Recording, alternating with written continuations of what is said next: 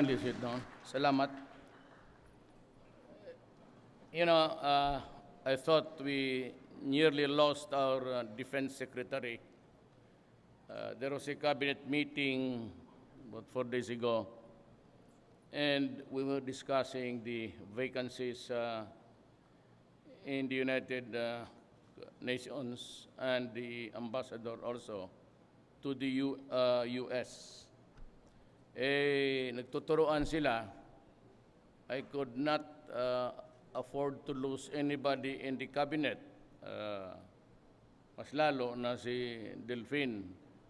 But I don't know if they were just joking, but somebody pointed to him and he said, Del, ikaw na lang yung total sanay ka na rin sa Amerika, matagal ka na doon. Baka gusto mong maging ambassador sa UN. Sabi niya, Mayor, matagal na ako doon. Hanap na lang tayo ng iba. Nahanap ko dito, sino kaya ang makuha ko dito ngayon? We need a very dynamic UN representative, and of course, in our dealings with the United States, we need a very proactive ambassador. Alam mo, marami tayong, well, our relationship with the United States, I mean, so far as I'm concerned, it is going well, but there are certain matters na yung dynamic sa governance. For example,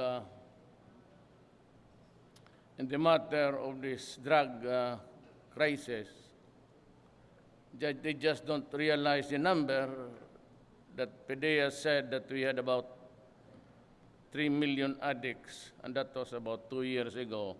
An assessment that was made to us by General Santiago. An incremental increase by that number, even at a very liberal rate growth, siguro tumubo na yan na something like, just add the 700 now, it has reached the 700 mark of Filipinos who have surrendered and they want to be rehabilitated, or those who are simply afraid of the government's drive. This is no easy problem.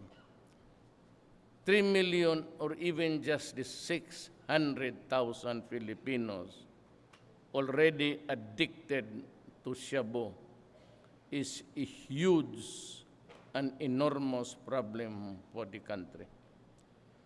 And yet, as any other war, my orders to the AFP pati police is to destroy the apparatus of the drug problem in this city, in this province, in this region, in this country. You cannot wage war without killing, and I simply do not take it as a punitive police action. Kaya I'm losing 2 or sometimes 3 military or police officer in this drive. Every day, I was supposed yesterday, but I had this spinal thing going crazy again. I had a migraine that I could not, I vomited in the morning, so I said I could not make it. I had this terrible headache, and this is because of the misaligned somewhere in my spine when I met an accident when I was already 67 years old in a motorcycle spill. But I usually go to places where there's a military man or a policeman who dies in the line of duty. Yan lang ho ang pinakang maibigay ko ring honor para sa kanila, my presence, and to be there and to give them a snappy salute for dying for their country. Meron kaming mga alitan and, they broke protocol. when I was mayor, you can really criticize me, having called me names. But kasi ako kalimutan ng mga ulol na presidente na ako and I represent a country. You just go not go outside of the media and start blubbering your mouth because I represent a sovereign state. However, you do not like it, that is not my business. My business really is to protect the people of the Philippines and to keep intact the integrity of this republic. That is my solemn and sacred duty. Yan ang hindi nila alam, but I really do not. They want me to go to prison. Nakala naman ng mga ulol, magpahuli ako ng buhay. Ay, Ginoo ko, magsabay na tayo sa impyerno. Sabi ni Bato, alam mo si Bato na unahan ako sa yabang. Kaya bunot ko dyan. Ayan ang style ko eh. Sinunod na kanya, pati tuloy ako, hindi na makasalida. Limitado na ang papel ko. But you know, Bato has my support. He has been around. I was his ninong when he married many years ago. He was only a second lieutenant here. He earned his force here in Davao City and in Mindanao. And the guy, for all of his faults, is simply loyal to the Republic of the Philippines, not to me. As I've been saying to everybody, do not nurture loyalty to me. I do not need it. You nurture the love of the country, and then you are ready to die for it. Parang ganun. So, itong sa droga, it will remain relentless. It will be sustained, and for the information of everybody, including the United Nations, I take full legal and official, gawin mo ng private, liability. Akin yan. Akin lahat yan. And for the military, in the wars that we are waging, and pursuant to my orders to destroy the enemy, I take full responsibility for that. Nobody else's blame. Dito kayo. Sa akin lang. Akin at akin lang. It stops there.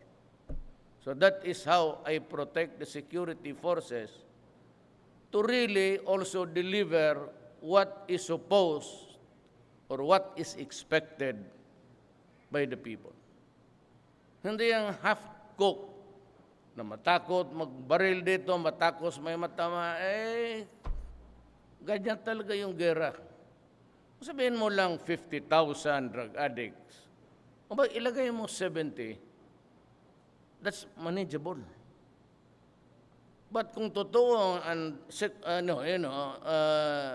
General Santiago is not a liar, and Pedea, lalo na si Sid, he has been here with us also. Again, he started here in Davao and he ended, with the rank, and have been keeping here in Davao. Sabi ko, diyan ka lang muna. Because mag-retire na, sabi ko, just stay there because, but I didn't even know that I become president. So, kung noong na-presidente ako, I got him as my PDEA because I trust him fully. Just like Delphine Lorenzana here.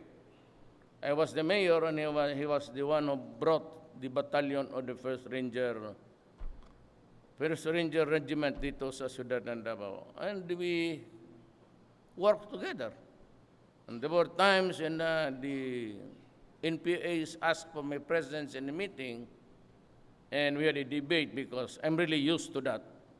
Pero kasi ayaw niya siguro may mangyari habang nandyan siya, he really refused me to cross Dominga River. But I was ready, as I've always been ready to talk to the communists.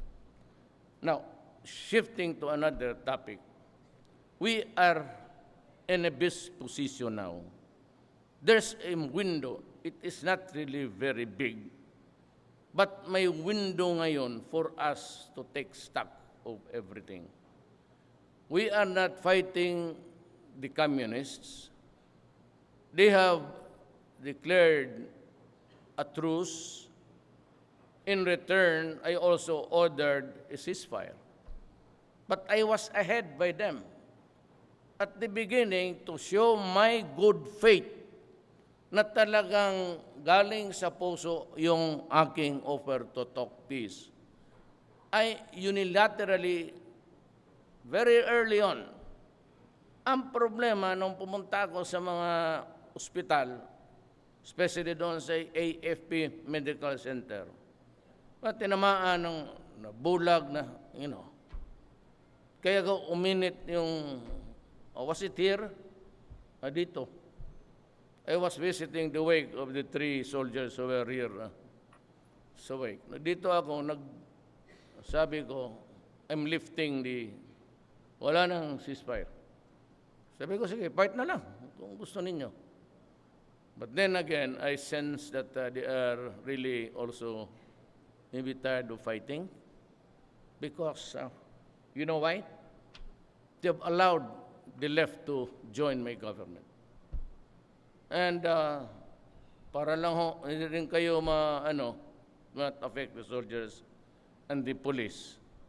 Even during the discussions which brought us at 7 o'clock in the morning, we started at about 2, 3, 4, 5, 6, 7. Yung hatian lang sa power, sabi ko, you can have the mundane departments. DSWD, education, everybody wants our children to be educated. You can have it, except the police and the military, and that includes the Polcom. Hindi talaga. I will not give you any position. It remains to be the commander-in-chief of whoever is the one elected by the Filipino people. Not to me personally, because ako passing lang po. After 6 years, kung aabot ako, pag hindi, sorry, si Lena na lang.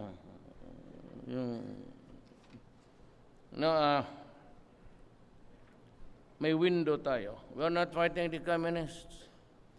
At by the grace of Allah, MIMN have expressed the desire to talk.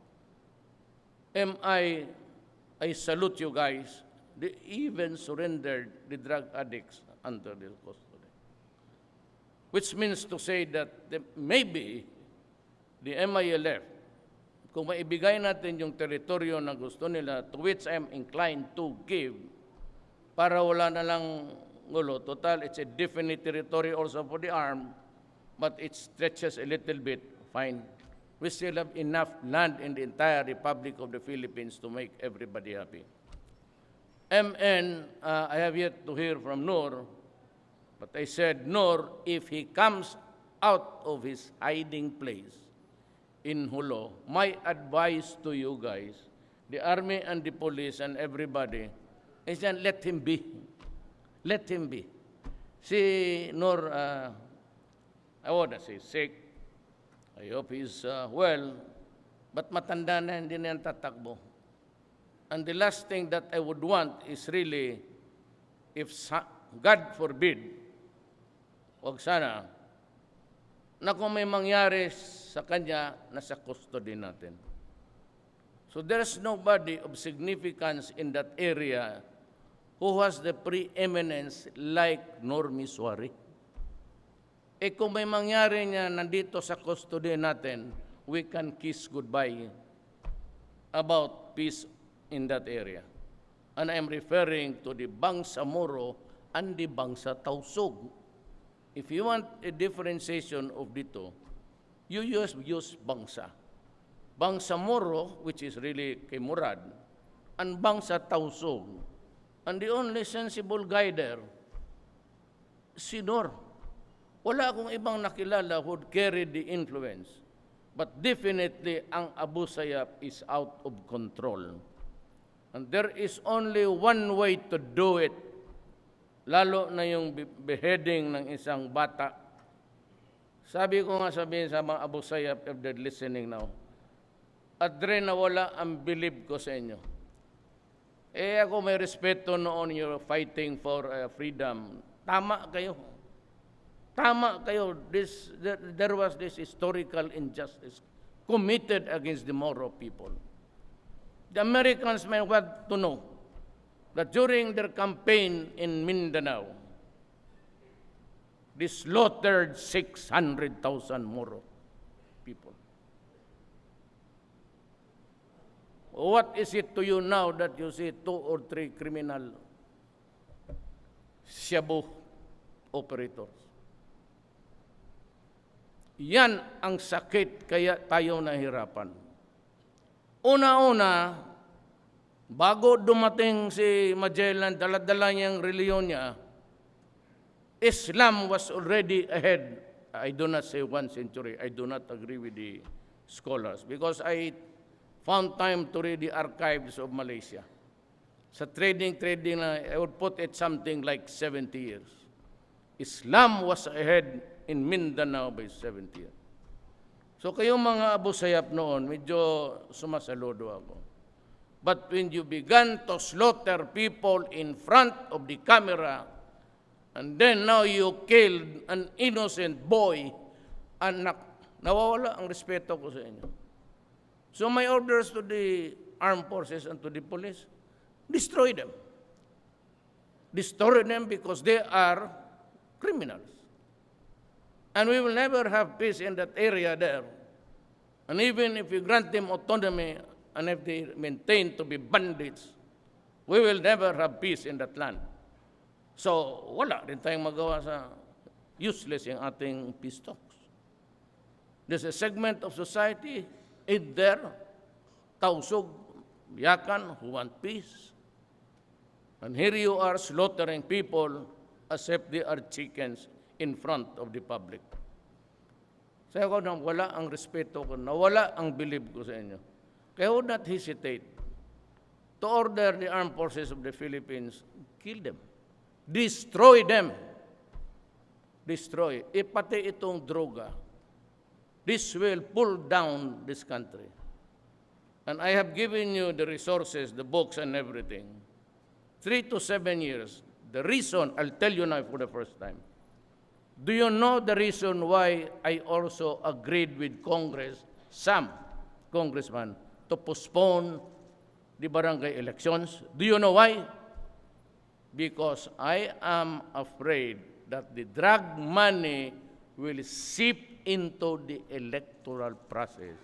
You will just be adding to our headache people na kung sino manalo ngayon, those that are funded by drug money will win at kailangan mo nang mag-martial law para to eliminate all. Which I will never do in the first place. Mahirapan na tuloy tayo. The reason why, of course, second is money. You have to spend billions. Di itulong mo na lang yan sa mga rehab. I have to build the rehab centers. As a matter of fact, I ordered you, the military guys, to give us a space there in your camp because kayo may mga malalaking teritoryo binigay ng gobyerno. You have reservations numbering into hundreds of hectares. Give a little space in the mountains. Wag dito. Not in there. You cannot rehabilitate these guys there if they remain. You have to isolate them and treat them as if. And for those that cannot be repaired, because as the forensics, Amerikano lang rin nagbigay sa atin yan that 6 to 1 months incessant use every day of shabu will shrink the brain of a person. And these are really the legal insanity na. They are no longer functional. They become dysfunctional with the family that's maghiwalay lang. Alam ninyo yan. Marami yan. Naghiwalay na dahil sa droga. In the upper class, almost 90% pag nandroga, hiwalay na. magsabi ka lang in the upper class strata in the Philippines of 50,000, about 45,000 nasa droga yung mga asawa nila. Wala na. So kawawa yung bata, kawawa yung pamilya. And itong mga human rights, just what they say, hindi nila binilang yung namatay noong hindi pa ako presidente. At yung mga bata na nirape. At yung mga bata na hinatsa. Mutilated because he's seeing the devil and he kills his father. Sabi ko, crime against humanity. In the first place, I'd like to be frank with you, are the humans. What is your definition of a human being? Tell me. Human rights. Use it properly in the right context if you have the brains. Now, if your gray matter between the ears is melting, I cannot help you. Ganon ang tingin mo. So I have, mabutit na lang, I'm very sorry it took me time to talk to the ambassador of China. We were there. We were discussing for hours. Lahat na, China about Laos and what to say in the coming months. And it always ends up with hindi naman lahat, there are so many contentious issues. And even just to agree on the things that we are agreeable, mahirapan na ako. Much more for the things that we disagree with. Kaya minsan inabot na kami niya ng umaga rin. But I have to sacrifice time, and even if I'm really because of my edit, I had to listen to him to respond properly. So wala tayong masyadong conflict dyan. I'm trying to avoid a conflict because I want the window to remain open para sa atin. So wala na tayong away sa MN. Kung meron man sporadic, intermittent, but I said, kukunti lang yan. Not the lives really, but in proportion to the dimensions of the conflict. Wala tayong NPA, MN is medyo silent, then MI has agreed to talk. So we have this time to concentrate on the front sa drug, pati doon sa extremism. So we have only two, and they are just a few. Kaya natin yan pulpugin. Totoo lang. If we unleash really the firepower of the armed forces, ang problema rin baka may, it will so inflame passions because sa may bata tinamaan. But kung talagang tudasin natin yan, matapos natin isang linggo yan. To the last month. So we are lucky that we're able to focus on dito sa Abu Sayyaf. And dito you do not have to kill, I can assure you. Guys, you do not have to kill. If you can capture them, announce your authority. I'd like to respond to the Chief Justice. And as much as possible, I want to be respectful as I can ever be. Madam Justice, you are again wrong. When you say, do not allow yourself to be arrested if there is no warrant. You will be, dagdagan mo ang patay niyan. Kasi kung sabihin mo sa tao ngayon na walang warrant, may baril ako, may droga ako dito, hearing your words, do not allow yourself to be arrested without a warrant is a very dangerous statement. You will promote anarchy, the things that you really fear. There is no anarchy under my watch. 800, even 5,000, could it cause anarchy? Alam mo, there are ways of doing it. And may I lecture the public, hindi kayo, sa Supreme Court. Ways of, you can arrest a person with a warrant, and that is the order of the court to any security or police, military. Arrest this guy. It is directed to you. Second is an arrest without a warrant. When? When a guy is committing a crime in your presence. Nagtatakos nagsabu dyan. O nagbabaril ng tao. O naabutan mo, nakapatong, nire-rape niya. That is committing a crime in your presence or had in fact committed. Pagdating mo, nagtakbuhan sila, hindi natapos yung takusan nila sa tapos tumakbo o naghihitan. You can pursue them to the ends of the world as long as it is a continuous man. Or a crime is about to be committed. Kung magsabi nito, putang ina mo, babarilin kita. And if you are there, just announce, adre, gobyerno ako, arme o pulis ako, arestado ka, bawal yung ginagawa. Or simply saying, yung bang baril mo may lisensya? If he's a terrorist, hawak-hawak ang granada. Ibig sabihin, magtakbo ka pa sa korte, magkuha ka ng warrant? So, ang judge, mga pilosopo pa yung mga buang, baski ako nung piskal ako, magpunta dito yung, I don't have to name them, but may isa akong judge dito, sinipa ko talaga. Sinipa ko sa opisina niya. Kick him. Ayaw magpirma. So nagdududa ako, yung mga pulis apurado. Itong putang inan to, either nagsisirbato ito doon sa kabila. Sabi ko, Judge, putang mo, sipain kita. Sabi niya, sige, sipain mo. Pumunta ko doon sa opisina niya, sinipa ko, aga ikaw ngayon. Gusto mo, barilin kita? Sabi niya, wag. O, lagi. Ang ina.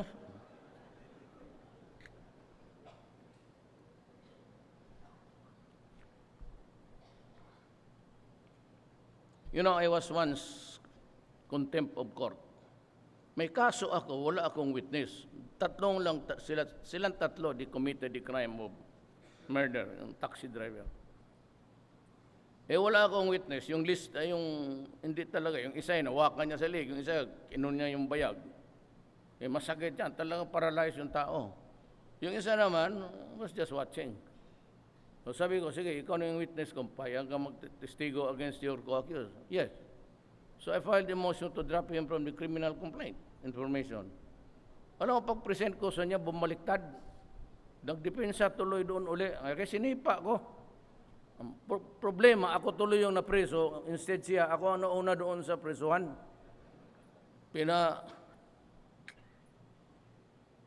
Bayad pa ako ng 5,000 ng yawa. Direct contempt eh. So, I mean, it's about to be committed, actually committing in your presence, or had in fact committed. Sino? Yun, sir, si Commander, ano yun? O si Commander, yun. May alam naman nila yan kasi may mga litrato yan. Eh di, habulin mo, hanapin mo eh. Pag hindi mo ginawa, dereliction of duty ka. Mali talaga. Ma'am, I'm sorry, but do not give such statements. You will, sabi mo, you're afraid of this country sliding to anarchy. At no other time, ang streets ng Manila are almost freed of criminals. Maglakad ka, ma'am, at find out. Anong paningin mo? Would the military, armed forces, and the police agree that I will do some thing that would create anarchy? At tapos they remain loyal to me? Ako ang unang papatayin niyan, ma'am. Totoo lang. They have no loyalty to me. You know, these guys are loyal to the Constitution and the flag. And for as long as I'm doing right, they will support me. If I have the tendency to go ahead with anarchy and be a dictator, I know they will execute me. Yan ang totoo kung gusto mo talagang malaman. These guys have only they have only the eyes, the flag of the Republic of the Philippines, and the written manifestation of the flag is our Constitution. So, wala tayo sa NPA, may wala tayo sa China Sea. We avoid trouble with them. Hindi pa natin kaya. Sinabi ko, Mr. Ambassador, I will not talk about it. But when we are in front of each other in a bilateral talk, dahil dalawa lang, then I would state my case. Yan. I have this arbitral judgment. We will not go out of the four corners of this paper. Then let us talk. But not now. It's not the right time to talk about it. There are so many conferences doing it. If you start it, it's going to be a multilateral crying. And that is very dangerous because pag nag-withdraw ang China sa formal talks, then it could only mean one thing. Now, our way towards the future. Philippines is going to experience another spasm. When? I do not know. Sigurado yan. So, we prepare. Within our limited talent or capacity, we cannot really produce the missiles and things. But yung ating nalaman lang how to fight a war. Win or lose, wala tayong pakialam. Basta we fight.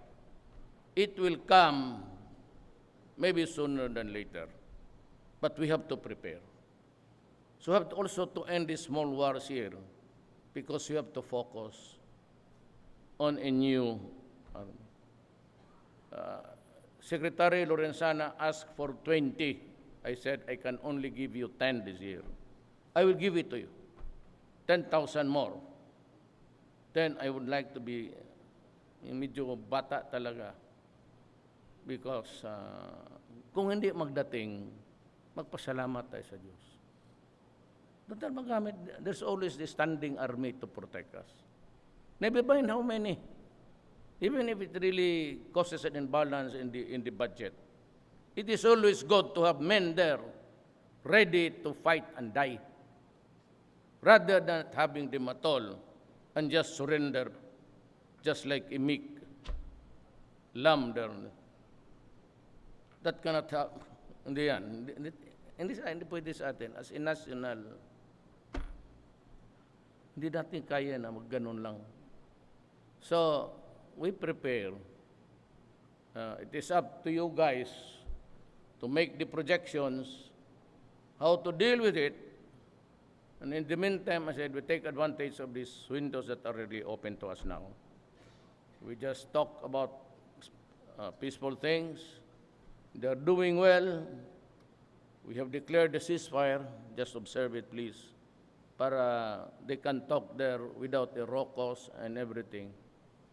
But I said, do not be too, because if you ask me, and I can tell you privately, it will come. When? It will come. You can ask Secretary Lorenzana. We had a very serious discussion. President Ramos and some other guys. It's good to be prepared. Pero alam ko na I can always rely on the armed forces to keep the integrity of this republic. And do not be afraid. Kung panahon ko yan, ako ang mauna. Patahian mo lang ako ng ganang uniforme na ganon. Yung smarte. Ito na. Kung mangyari yan, ako, I swear to God, ako ang mauna doon. Mas mauna yung, mas maganda yung inilibing ka, maraming magsalot, may kurtash pa. hilain ka ng kabayo. Eh kung patanda ako sa buhay na ito, mamatay ako 90 years old. Mamatay si Duterte, sino yan? Yung, never heard. Ano kinamatay? Bangungot, putang ina. Sakyan ko na lang yung bala ng kanyon nila. You know, just a joke, but just to you, really, when the time comes, I will be there to join you. Lead, mas marunong kayo sa akin. But to be there to share with you, to defend this republic, sabay-sabay tayong lahat. Maraming salamat po. Thank you, Mr. President.